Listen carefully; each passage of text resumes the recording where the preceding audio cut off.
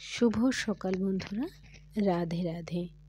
ভগবান শ্রীকৃষ্ণের অমৃতমাধার বাণী শুনি, যা আমাদের জীবনের গতিপথকে একটু বদলে দেবে। আসুন শুনি সেই শ্রীকৃষ্ণ বাণী, যা আমাদের জীবনের চলার পথের পাথেয় হয়ে জীবন আলোকময় করে তুলবে। শ্রীকৃষ্ণ বলেন, সম্পর্ক তো কেবল রক্তের বন্ধনে সম্পর্ক হয় এমনটা নয়, রক্তের বন্ধন ছাড়াও অন্তরের বন্ধনেও সম্পর্ক হয়। কখনো কখনো রক্তের বন্ধনও সম্পর্ক কেবল রক্তের বন্ধনে আবদ্ধ হয় না, সম্পর্ক তো অনুভূতির বন্ধনে আবদ্ধ হয়। যেখানে অনুভূতি মূল্যহীন হয়ে পড়ে, সেখানে সম্পর্কের কখনো কোনো মূল্য থাকে না। তাই চেষ্টা করুন সম্পর্ক অনুভূতি বজায় রাখতে।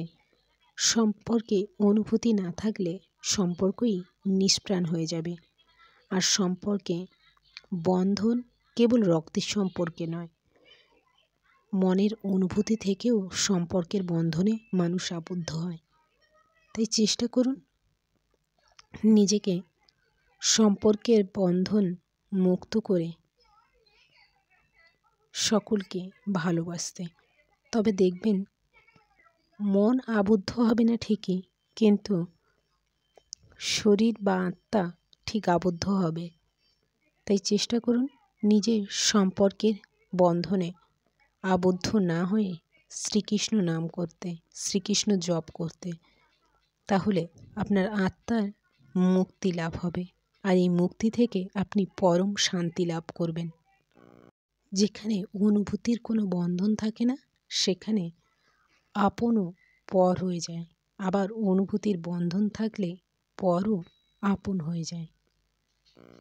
কারো উপস্থিতি যদি তোমাকে আনন্দ দিয়ে থাকে, তবে সেটা হলো ভালো লাগা। আর কারো অনুপস্থিতি যদি তোমার মন অস্থির করে তোলে, বেদনাদায়ক করে তোলে, তবেই সেটা হলো ভালোবাসা।